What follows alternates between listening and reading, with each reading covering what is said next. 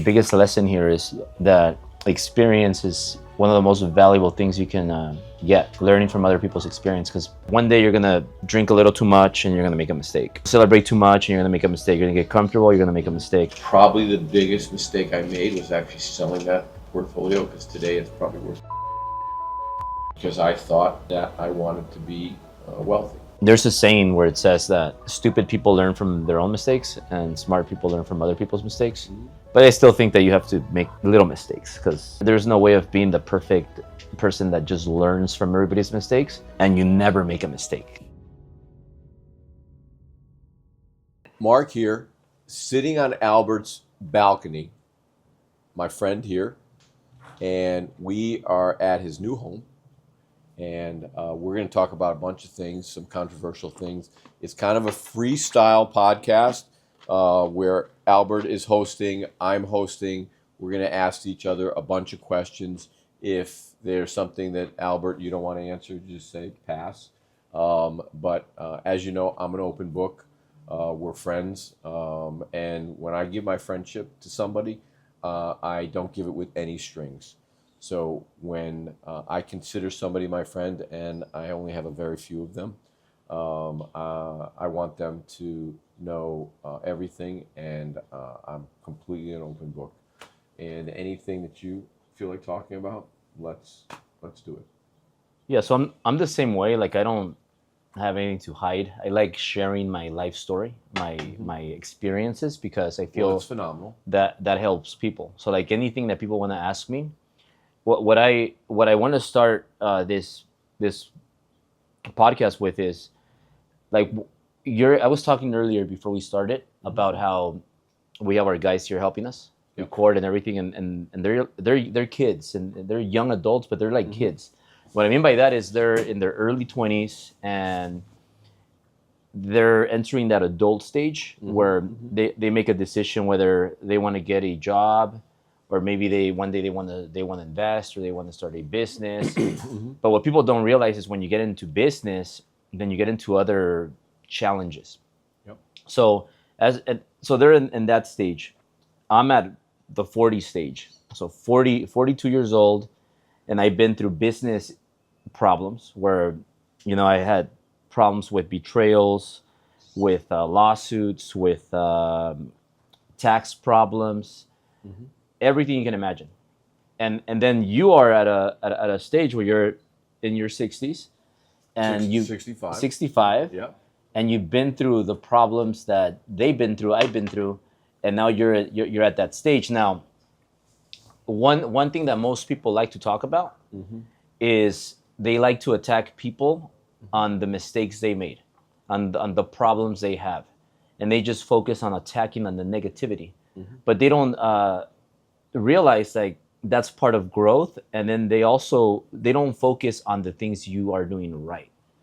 And like you might have, maybe you made a lot of mistakes in the past, like a lot of people do, but you did a lot of great things, and you have kids, you're a father. So what do you think is the reason why people always like to attack people on the things they did wrong, and what are things that maybe you've done wrong that you could share with me from going from 40 to 60? Because a lot of people, I don't know why that number is magical, but a lot of people in their 60s, that's when they finally make it.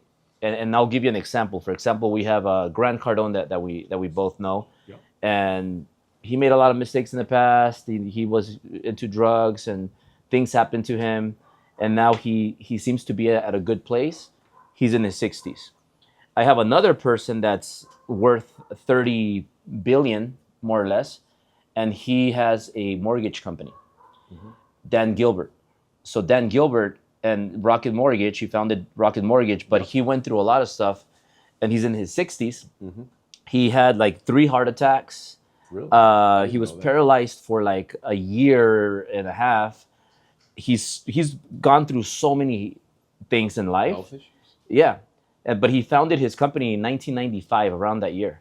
So it takes so long to grow a business, 20 years, 30 years, 40 years.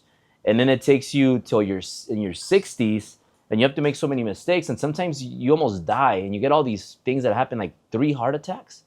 So like, how do you see that, and how do you feel about that? And that's a loaded It's a question, but there's a lot of legs to that question, and for all of you guys who don't know me, my primary business is in the multifamily space. I've had some success over the years. I've been doing the business for 41 years, and I've had some detours in my life. I sold a portion of my portfolio when I was 37 in 1997, and back then I considered what I made, a little less than $200 million, was considered a lot of money. And I you said 200? 200, yeah. And I became a horrible person. I cheated on my wife, which I regret. You were how old? 37. And I let my kids down, my 3 daughters that she gave me. Very good mom. Maybe I could have been a better husband.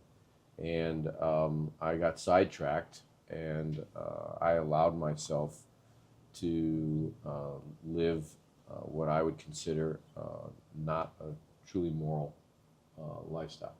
I got away from my practice of Judaism, and I made mistakes. That's probably not the worst thing that I've ever been through. It's probably the worst thing that I've ever done. Mm-hmm. Is by having infidelity. I still have a very strained relationship with my 3 adult daughters. That is my youngest daughter. She's my 4th daughter out of. I didn't marry her mother, so I guess she's my baby mama. I like saying that, baby mama. Yeah. Baby mama drama. So, Yeah. But I spent some time in federal prison, and I was at that point. So before we get into that, let me stop you right there. So when you're 37, you said you did 200 million. Mm-hmm. So like you got in your bank account, or you sold something where you got the 200 million, or how much of that would you say like you kept where you had access to money? So I had net after taxes a little over 200 million, like 207 million. And you were 37. I was 37. It was shares of a public real estate investment trust. Some of it we sold because I wanted some liquidity, and I went and did some stupid stuff. I bought a plane, a jet, and of course, was the dumbest thing I did was I had to have the interior done the way I wanted it, and I wanted my initials, and became more of a obnoxious, and thought that I was special. I had a driver. We already had a beautiful home. I didn't sell my whole portfolio. I sold a portion of it. Probably the biggest mistake I made was actually selling that portfolio, because today it's probably worth $3 billion. Because I thought that I wanted to be wealthy. Mm-hmm. And, it's actually, wealth isn't actually what people think it is. Money only gives you the ability to do things in a more rapid fashion. It makes life easier. It doesn't make you taller. It doesn't make your penis bigger. It doesn't make you more handsome. It might, to some women who only care about money. And it doesn't make you smarter. Real estate, you can be lucky, truly lucky. And it's a business where you have to grind, especially in the multifamily space and the habitational side of it. Never an easy business, but I found it to be a business that I actually loved. I was very passionate with it. And that came later, though, right? The real estate. When you got into real estate, that came later. bought my first deal at 23, Hmm. going into my junior year in college.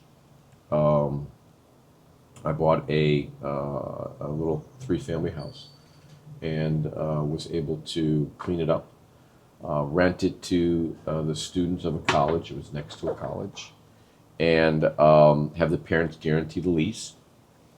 And we were able to sell that, make a little over $100,000.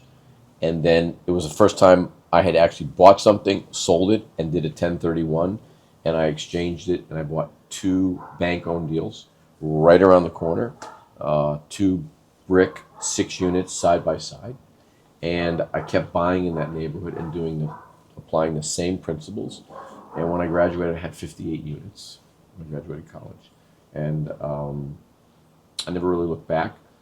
I did take a job out of college. I worked at a bank called Suffield Savings, and learned the commercial banking side of the business, and was able to convince the bank to let me buy from their REO, which stands for Real Estate Owned Department.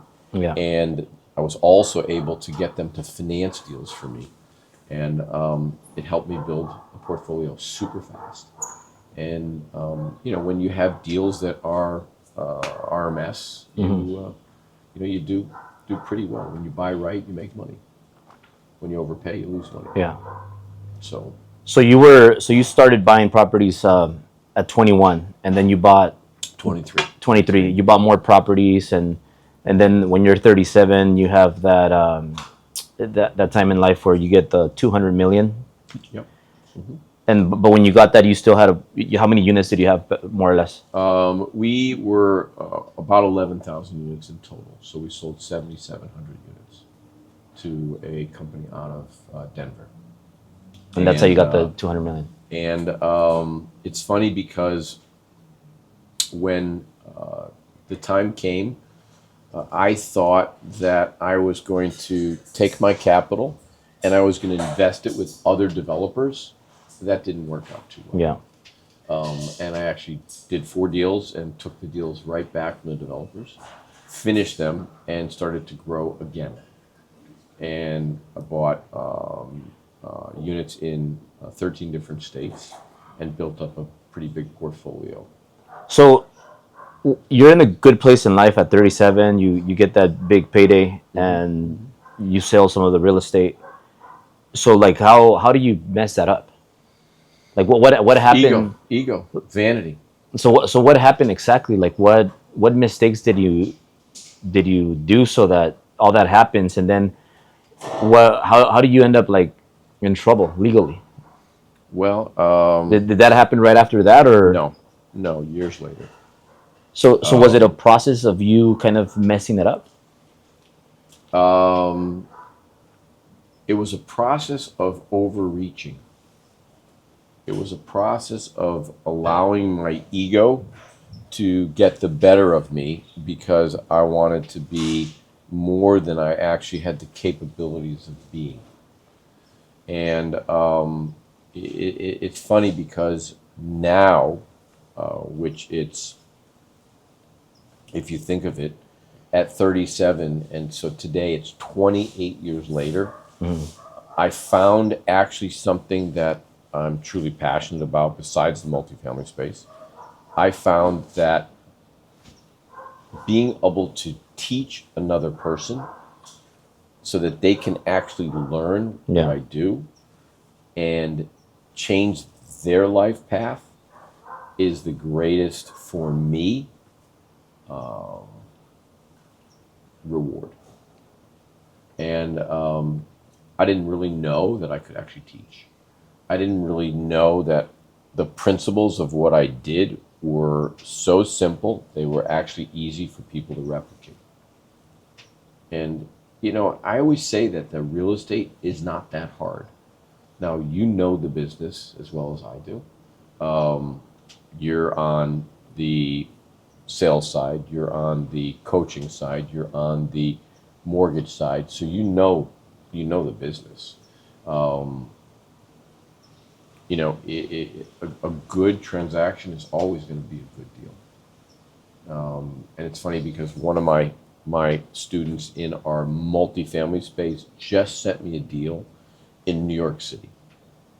And it's a pretty strong deal, but I've never bought in New York. I don't really ever want to buy there. But he reminded me that I'm in California, which is another state which I would never have bought in. Mm-hmm. But I bought a deal here in Malibu that we're doing a conversion on. Yeah. So he reminded me of that. So I'll tonight take a look at the deal. I'll have one of my guys underwrite it. We'll see what it looks like. So from 37, when you got that payday, did you lose it all, or did you, or what happened? Like what was, how many years did it take to like kind 2006, when I got arrested. So that was how many years after your exit or your payday? 9 years. Yeah.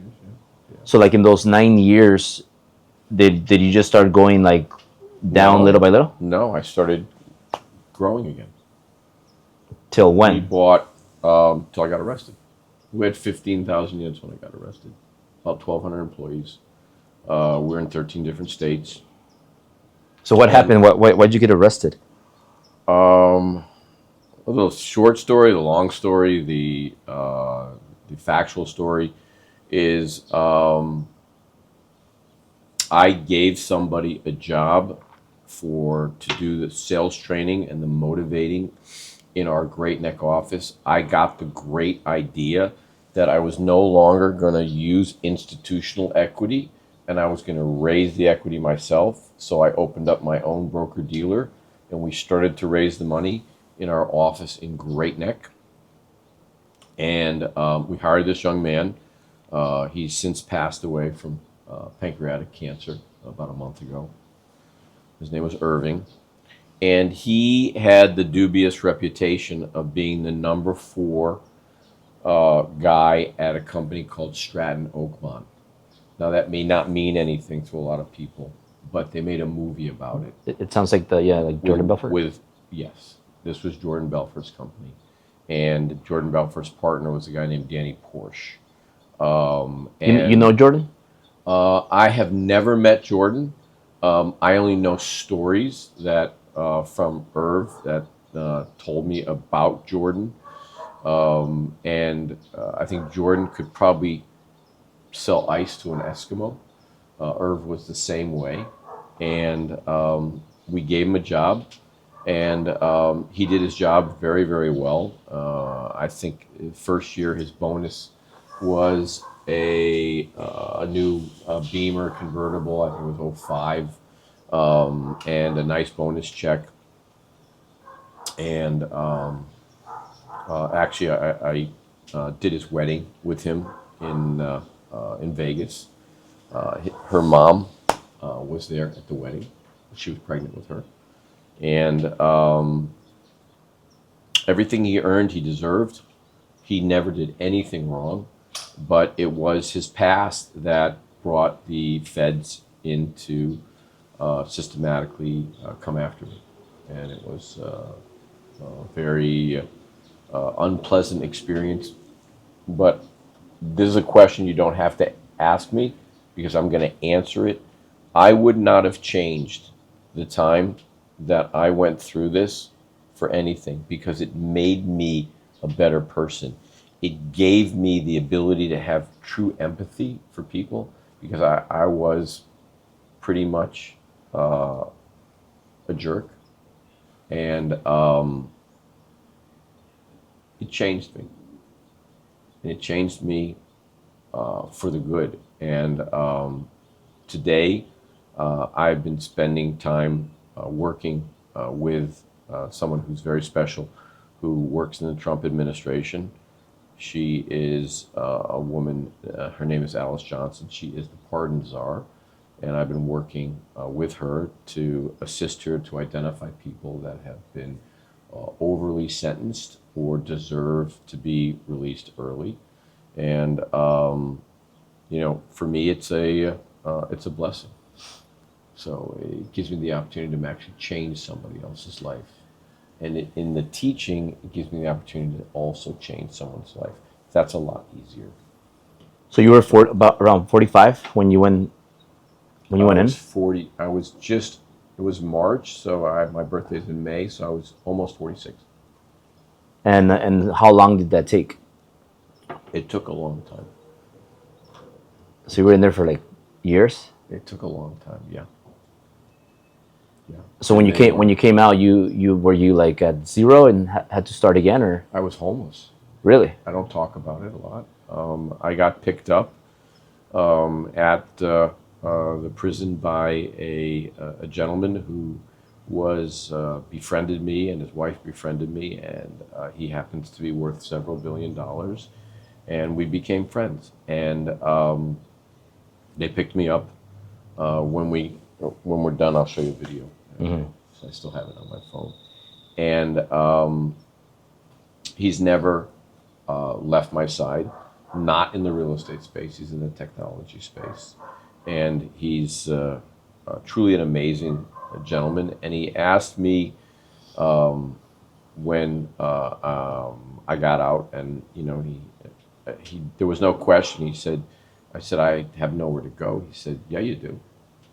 He said, you have the top floor in our house, and we have a car there for you, and whatever you need, I have a job for you. And it was pretty remarkable man. And to this day, he does so much to help people, and he does it all anonymously. I don't always mention his name very much, but it's like having a guardian angel or a big brother.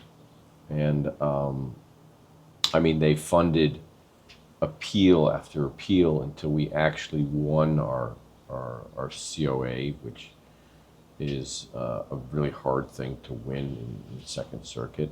They were able to find out a bunch of things that were done very corrupt by the Justice Department, by the U.S. Attorney's Office, and particularly by the judge that was the chief judge prosecuting us, because her husband, her third husband, lost a little less than $3 million in Stratton Oakmont.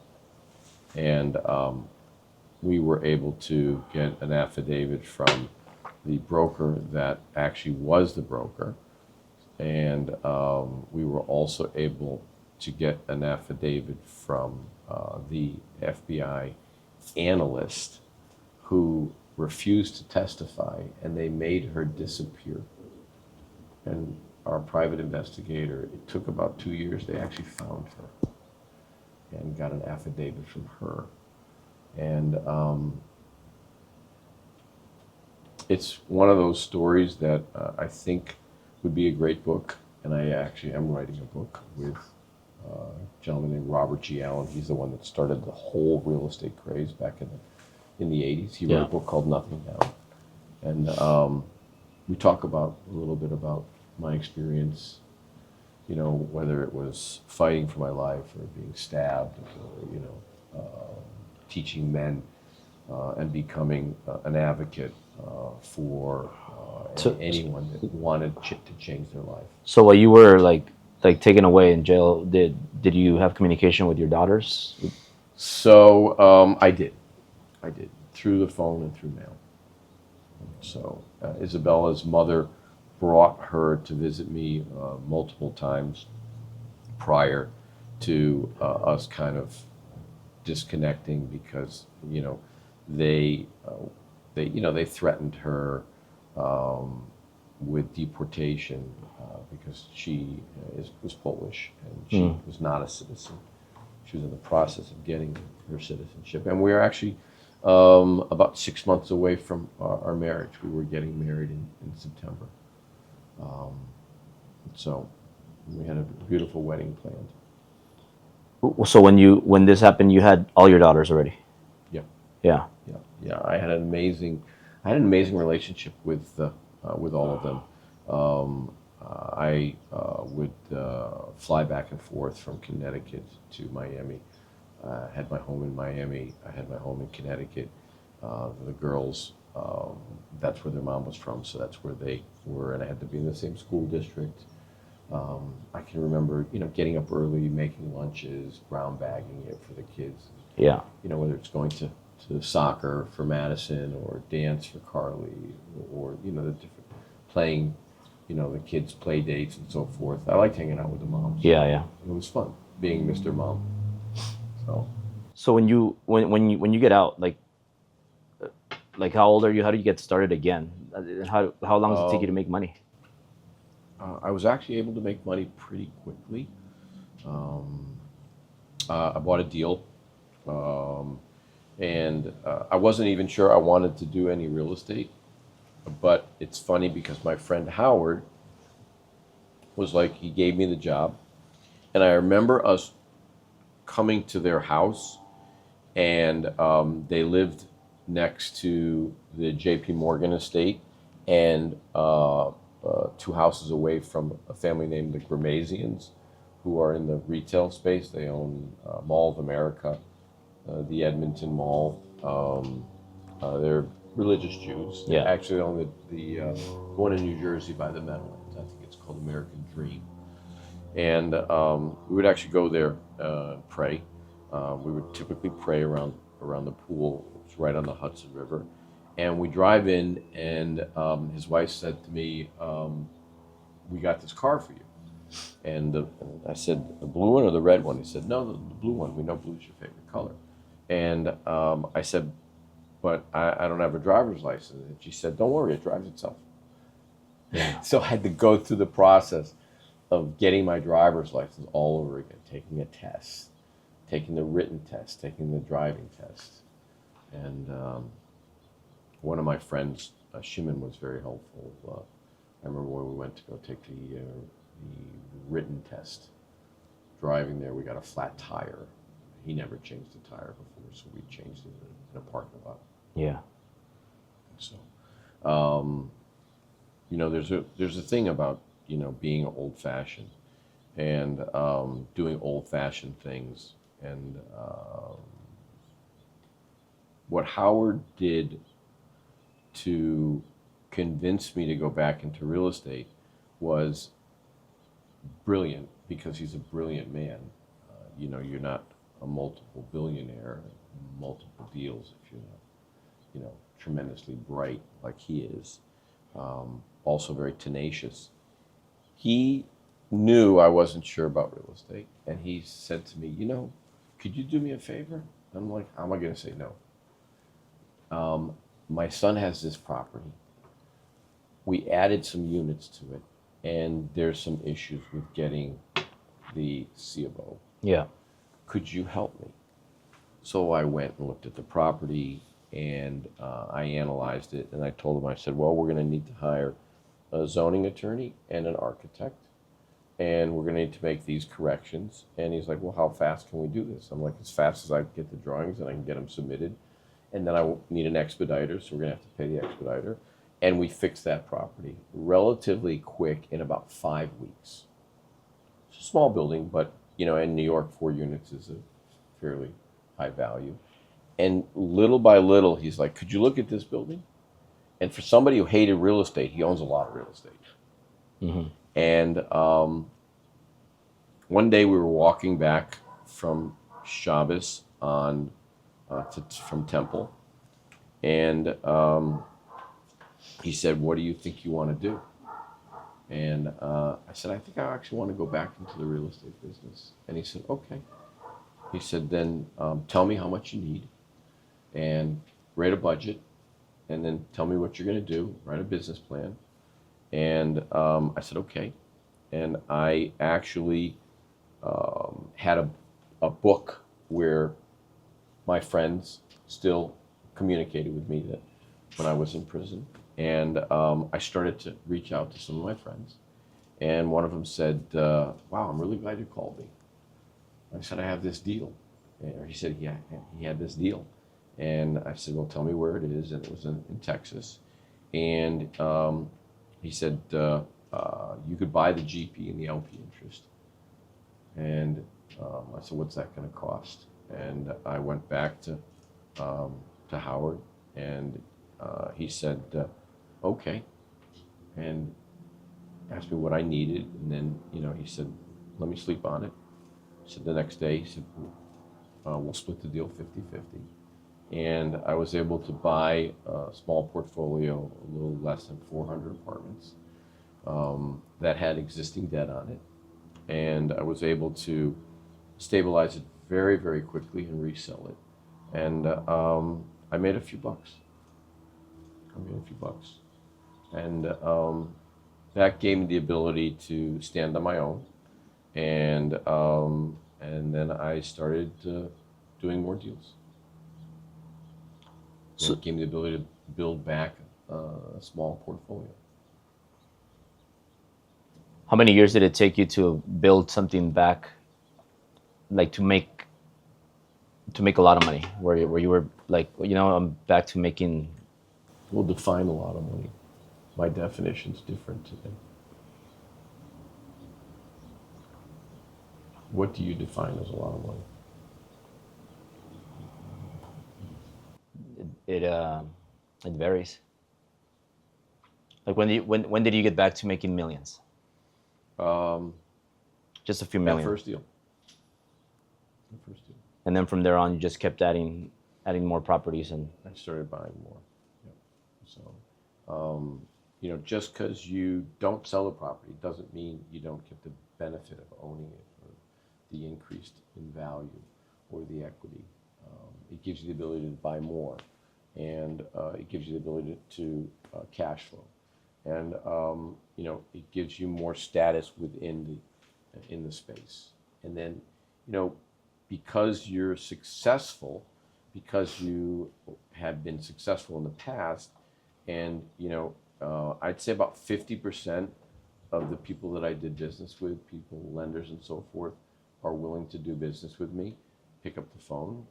The other 50% won't pick up the phone. So, and there's some that it bothers me, because I know their secrets, and they're dirty little secrets, but who am I to judge them? There's only one judge, and it's God. Yeah. So what else is on your mind right now? Well, I was going to say, by the level of wealth, which is not monetary, you're an enormously wealthy man with an amazing wife and 3 amazing daughters. And what, 2 dogs now, or 3 dogs? 2 dogs, a big one and a small one. A big one and a small one. Yeah. So we got the dog because the little dog that was Gabriella's, Chaco, that little adorable dog, he died. And I feel bad, because he was such a good little dog. He was blind, had no teeth, but he was a smart little dog. You took care of the dog? I actually loved that little dog. Yeah? When so-and-so would just kind of disappear for days on an end, yeah, I would take care of it. Yeah. And I would cook for her daughter, which is still my stepdaughter, because I'm still married. The divorce has not become final yet. It's definitely not easy to get divorced in the state of Florida, but it will eventually be final. But I still communicate with her daughter. Daughter and my daughter, they're like sisters. So yeah, she's a good kid. What do you what is your biggest next move right now that you're working on? My biggest next move is we are going to start to build out a fund and compete with our friend Grant. And what we do is we add value. Grant buys existing Class A deals that have in-place returns, and we buy a deal with a return, and we push the return, and we push the value fairly quick. And we've come up with a business model of partnering with smaller syndicators and providing the equity for the smaller syndicators. So they do the operational side, and then we sit back and let them run the deals. They have to be good operators. They have to be like-minded, and we then will place the equity for them. So it allows us to be in multiple markets without the infrastructure. We use their infrastructure. Yeah. And these are Class A or Bs? These are Bs. These are Bs. Some of the deals like Ohio, Indianapolis, Fort Wayne, they are what I would consider, I hate this term, workforce housing, but they're blue collar. So, but everybody deserves a great place to live. So before you weren't raising capital, right? No. And now what's the biggest reason why you're going to start now? Because we were offered a big slug of institutional equity by somebody that I know. Mm-hmm. And quite frankly, they don't really care about the past. They only care about what I can achieve for them. And, I don't have the control over the equity. They place it in each deal, but each deal is underwritten to their standard. Yeah. And we fit a square peg in a square hole, not a square peg in a round hole. So, yeah, and I think it's probably one of the greater times to buy real estate. There's so much toxic debt. You're going to see a lot of deals. I mean, you're seeing a lot of deals that are going back to lenders. What do you mean by toxic debt? So you're familiar with the Great Financial Crisis in 2008. After 2008, President Obama gave the edict to a team and two senators, one Barry Frank from Mass and another named Chris Dodd, created a bill called the Dodd-Frank Act. And that changed the way banks have to balance their balance sheets or report their net capital. And then what it took out was a major revision to the banking laws, and it's called marking to market the asset. So when a bank has a deal that goes bad, they typically, in the olden days, prior to Dodd-Frank, they would have had to reserve that capital on the deal, mark the asset to what the true value of it is, and reserve the difference. So hence, example, $20 million loan, deal's only worth 10, they'd have to reserve 10. That 10 comes off their ability to borrow, comes off their loan loss reserve, which is what they borrow against. So it cuts their ability to borrow. And the loans get categorized. Today they don't have to do that. Dodd-Frank said no more market to market. So there's multiple $1 trillion worth of deals that are not performing. They're on the bank's books. If you subscribe to any of the real estate publications, you see a lot of multifamily deals going back. You see a lot of office deals going back. You see a lot of retail going back to the lenders. But a lot of lenders won't take them back because they don't want the management risk. They don't want the insurance risk. They don't want the responsibility of the asset. So they allow the developer to continue to run them. They monitor them. Yeah. And now you have the same thing with like the FHA first-time homebuyers program, 1 to 4. You probably have 1.5 million homes that are on a non-accrual, which means they're not paying and the money is going to the back end of it. And we're seeing it on a daily basis in our community for our students that are buying these deals. So when your students buy these deals, they buy like starter deals? So we have 3 levels. We have students that come in at our base program, and we teach them how to buy 1 to 4 family homes. We teach them without any credit, any collateral, or any capital. And we show them how to obtain credit. We show them how to underwrite. We help them pick a market. And then we show them how to create maximum leverage. Very creative financing. And there's a lot of guys out there that teach that are very good at it. We teach it. We teach the Robert Allen techniques a little differently, but they're all the base core of what we teach. And then we take the techniques and we add to it, one on top of the other, on top of the other. Once it gets sophisticated, once the students have bought 2 deals, we push them to start to go from 5 units or bigger. And that's a second program where we teach them multifamily. We teach them how to use software. We teach them how to underwrite better. And we show them where the capital is. We show them how to raise equity. And then we have a very unique program. It's for only super high-end investors. And we've only have a few people in that program. And we call that the Millionaire Program. So it gives them the ability to really understand real estate at a much higher level. Yeah. So What you teach, is it kind of like Eric Spofford, what he teaches with his real estate? Eric teaches Section 8.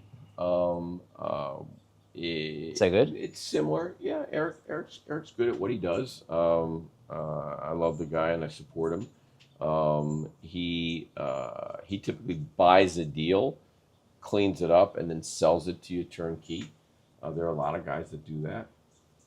We don't do that. We teach people how to buy a deal that needs to be cleaned up, create value, and then benefit from that value creation. So we like our model. It works for us. Everybody has their own model. They do everything themselves. Yeah. So What about wholesaling? we have a wholesale program. We typically will sell probably 20 to 40 deals. We get in some large portfolios, but the wholesale deals, we call it ethical wholesaling because we don't mark up our deals these crazy numbers. We typically put about a $5,000 assignment fee on them. Yeah. We want people to, be able to, sometimes we waive it, to make the deal work for people. So, but if you buy a wholesale deal right, you're definitely going to do well with it. How do you see the interest rates right now? Like They're affecting moving our, very slowly down. Slow. like when the interest rates go down, are you going to refinance all the properties? That will be typically we will once we buy a deal and then we stabilize it, we stabilize it from bridge to long-term agency debt.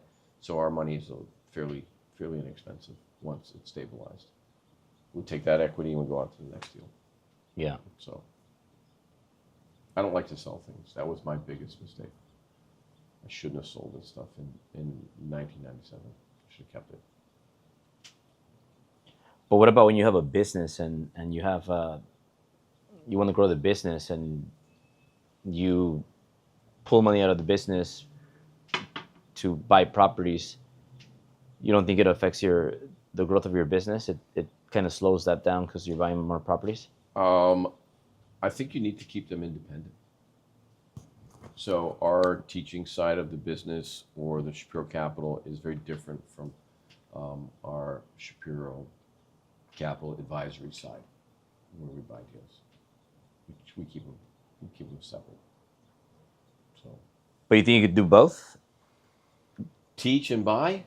Well, build a $1 billion business and then build a $1 billion portfolio?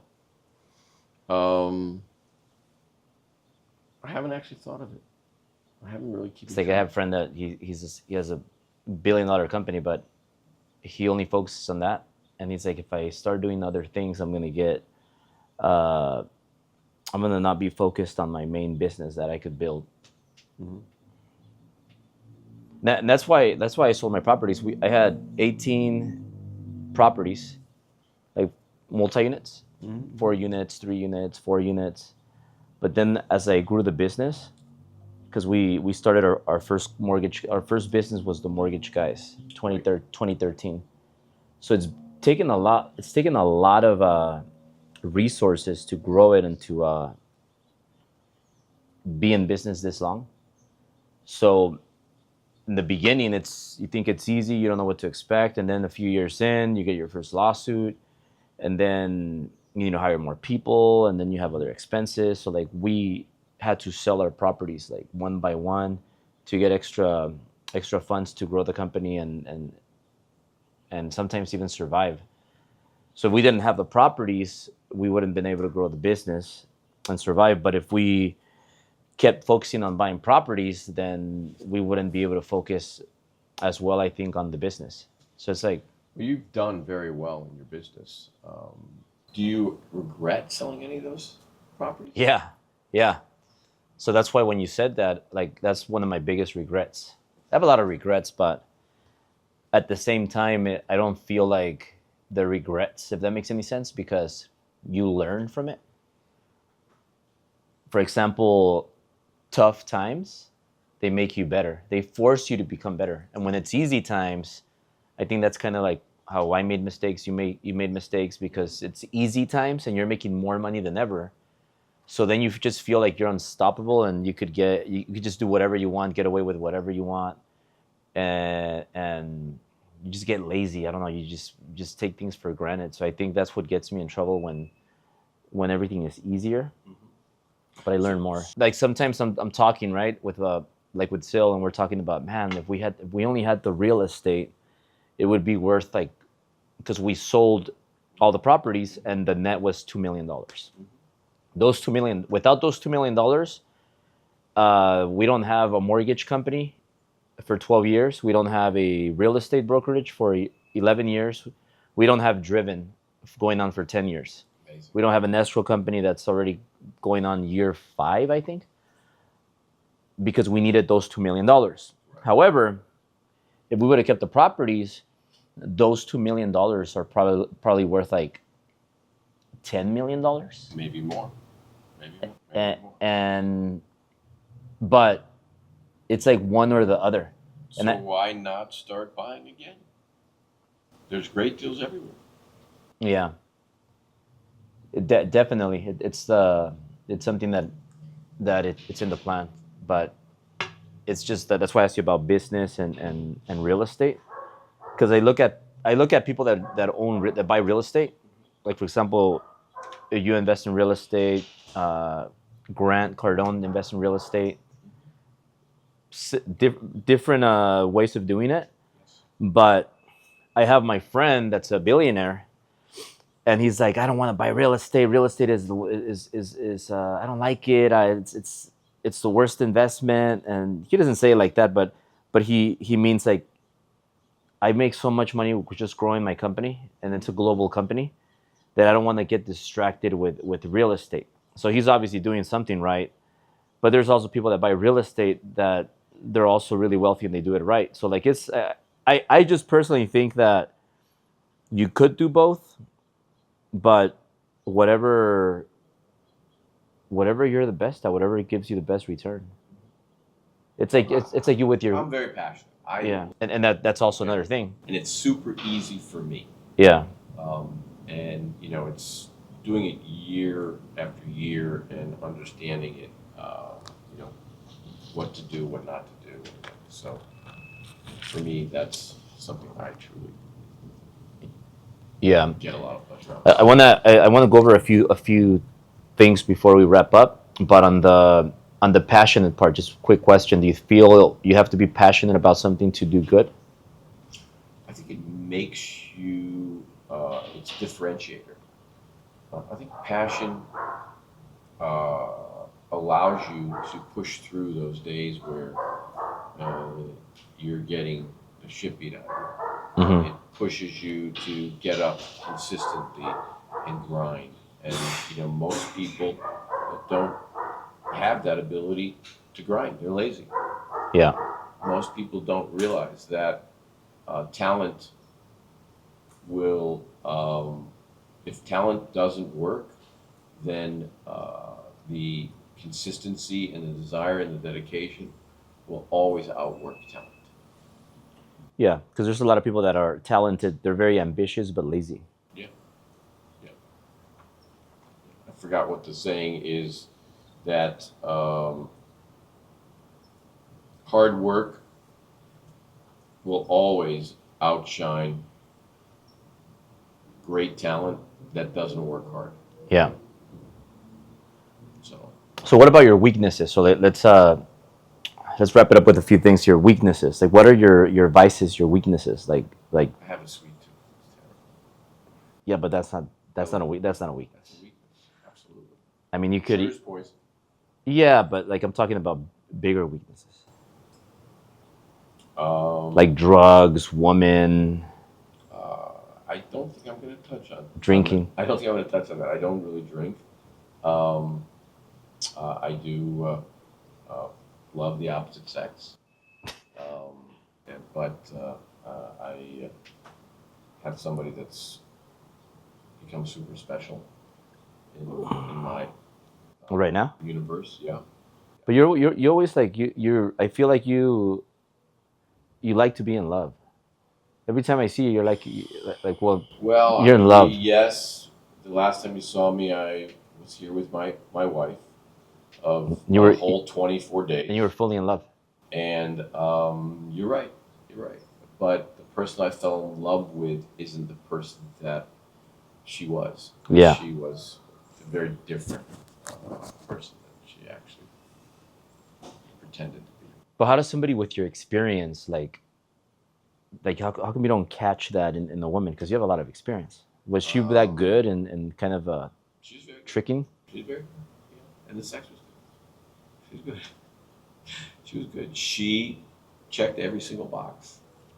I mean, from pretending to be Jewish to pretending to keeping Shabbat to pretending to eat kosher, it was pretty remarkable. And then little by little, those things kind of fell away. Yeah. And I saw the side of her that I wish it wasn't what it was because I felt that I had met someone I was going to grow old with. And that just didn't happen. So God gave me a great lesson because it did motivate me. It taught me a lot of things. It actually helped me to do a lot of the stuff I write about and Yeah. do motivation on. So It gave me super motivation. so you wouldn't say you have any vices or weaknesses that you want to share with people? So I think the biggest weakness for straight men, I'm not talking about gay men, but like straight men is women and I would say parties because some people like to do drugs, some people like to do like to drink. So like if you do too much cocaine and women, it's not gonna end good. You know, it's funny. At this age, at 65, I've never been really a big drinker. Yeah, I went through a period where I did drink too much. What were you drinking too much? I was getting divorced, and I was. Was this I was 40. you've been divorced twice or No, just married once. Now this would be the second time. one? Yeah, yeah. Gabby is the second. Couldn't get it annulled. So when you were 40, you were getting divorced. Why were you getting divorced? Because I was a crappy husband. Like what do you mean by crappy I husband? cheated on Like, how many times? More than Like 10 times? 5? More. Actually, well, it was one person, and we had an affair for a while, and I still regret it today. So she was perfect and you did it? My wife was perfect. Yeah. I wouldn't say she was perfect. Like she was perfect. What I mean by that is she took care of you, she satisfied you, she respected you, she was kind, None of those. she would have We weren't at any of those. food ready for you all the time, No. back rub whenever you wanted one. No. Because I can't remember when she ever gave me a back. Because like for example, like I'll give you an example. Like when I met when I like usually when you meet somebody and you're in love or you're getting along, you're best friends. Like the girl, she'll give you 2-hour massages. she does whatever you want, so sweet, makes you My food. wife didn't do any of that. But then later She was a good cook. but then later they stop. And so like my question is like did She stopped. my We point, got along great until we had our first child. okay, that's where I'm going. So like And it's it not all became pretty. it's not like pretty awful. it's not like she was like perfect 100% perfect wife, No. and you went out and you're like She was far from perfect. We went through marriage counseling for 8 years. She was really unwilling to change, and I on her priority was fourth. oh, you were fourth. I was fourth. Who was first, second, and third? Kids were first. Her parents and her brother was second. Her friends were third, and I was fourth. And So you feel like you had a valid excuse? there's no excuse. Did you ever tell her like, hey, you got to put me? I did with our marriage counselor, and there was never going to be a change. And when after 8 years, he said, she's never going to change. So you have a decision to make. You either stay married to her, or you go on with your life. And that's the hard decision I had to make. And I was the one that filed for divorce, and I was the one that left. But what are you expected to do when you're fourth and you get treated like shit? You do what I did, I think. Some guys stay around and get abused. See, like I would understand that you fucked up if everything was perfect and she was just the way when you met her and before you had your first child. I met her and she was the right girl to marry. She was a Jewish girl from a nice family, and it's funny because I threw up before I got married that night at the synagogue. You threw up? Yeah. And I was outside. My father was like saying, "You don't have to go through with this." I knew there was something wrong, and I remember her father coming out and telling me, he said, "Mark, get your fucking ass down there and wait for my daughter." And I listened. I probably shouldn't have, but I wouldn't have 3 really amazing children, and I only wish her the best.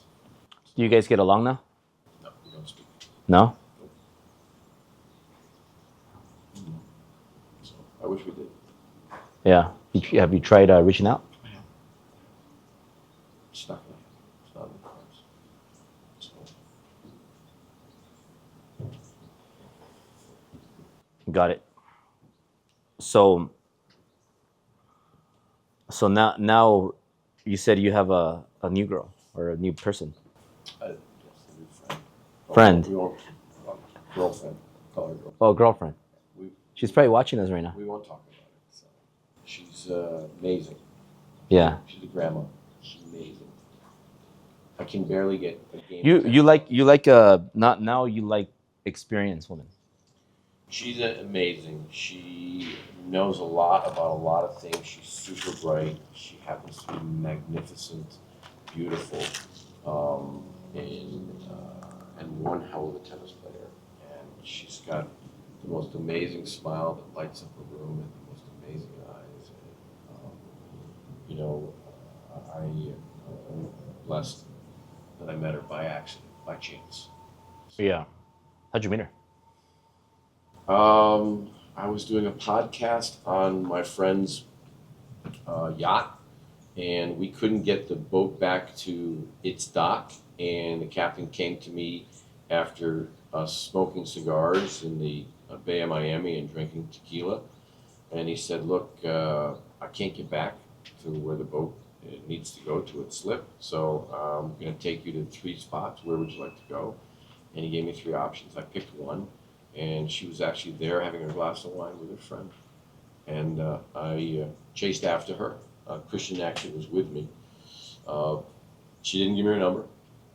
She said I could follow her on Instagram, and which I did. And she did friend me, and I did reach out to her. And We've been spending a lot of time together ever since. So it was a series of So things. if Instagram didn't And she exist, didn't even want to go there. And it's funny that, these are all things that the greater powers, God, yeah. does for you. So, What would we do without Instagram? Like we met through Instagram too. yeah. Uh, Imagine if Instagram didn't exist. I never thought of that. You wouldn't have met her. You wouldn't have met me. Very true.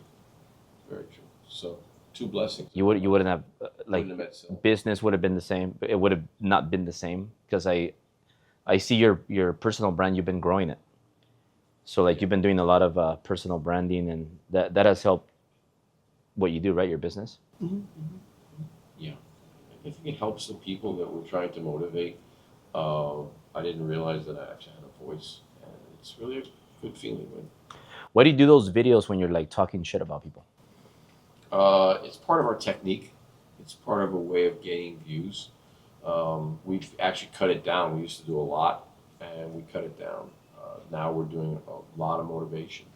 We're doing a lot of free education on YouTube. You don't feel like when you're talking shit though, you get more views than when you're Yeah, giving you education? do. You do. But do you feel like when you give education, you get more, you monetize it better? Or do you monetize the No, Clunky we block. haven't monetized the education side yet. On YouTube. No? We've grown actually on YouTube to 29,000. how do you decide who you're gonna like just talk shit about, or who you're gonna agree with? Christian and Tanner typically pick the videos, and then I'll react to them. We'll see how the videos go. So you just watch the video and then you're like, okay, let me just say what I think. don't. I just react. But in the first video when you met me, why did you react like so violently? And then later on you changed. I don't even remember. The guys tell me that I go into a different mindset when I'm reacting because I'll do like 30 at a time. Maybe because you didn't know me, right? So you saw the video and I seemed arrogant or whatever. I don't remember. What did I say? I know what it was. Well, which one was it? Girls are the problem. Everything. What was it? Alcohol. That alcohol, that girls are the problem. That girls get you to drink and make mistakes, and Yeah, exactly. and then I think one was that I don't go to the barber, or I don't, or Yeah. because I don't because they waste your time, and then they want pictures, and then you have to drive there, drive back, and it's better just to like save it. But you went off, and then later on you started defending me, and we were talking before we started, and you were saying, no, some people don't like you and they'll talk shit, and I'm just like, yeah, Albert's my friend and this and that, and the same thing with you. You have people that don't like you and they talk shit, but you were talking about like when you're friends, you defend your friends. Absolutely. Like a few things here. Why do you think that people hate or don't like people like you and me? It's simple. Jealousy. Human nature is people are jealous, and you can't get away from it. Yeah. You're never gonna get away from it. So, but I don't want to keep going because I made a promise to her to take Isabella to the grown shopping. And then the last thing right here. What Does it matter how big your dick is? Is that what you're saying? I don't want to be too short, and then I'm going to come back out and spend a week because when we open up the sales in after Labor Day in Malibu, I'm going to spend a day or two out there. So, and I want to do a little content with Charlie Sheen because he lives there. So Yeah. he's buying a unit. So Well, I think the biggest thing here, the biggest lesson here is that experience is one of the most valuable things you can get. Learning from other people's experience, because there's a saying where it says that stupid people learn from their own mistakes and smart people learn from other people's mistakes. Mhm. But I still think that you have to make little mistakes, because there's no way of being the perfect person that just learns from everybody's mistakes, and you never make a mistake. Like, you're gonna have one day you're gonna drink a little too much and you're gonna make a mistake. Like, one day you're gonna feel a little bit you're gonna celebrate too much and you're gonna make a mistake. You're gonna get comfortable, you're gonna make a mistake, or you just think that you're invincible. Invincible. Yeah. Yeah. But great time, man. I know you gotta go to the Grove, Yeah. take your daughter. Yeah. I I promised. have daughters too. I promised her. Yeah, They do some damage yeah, with the black card. yeah. Yeah. You want to show people your black card? I'm Just kidding. not really, but it's there somewhere. Where is it?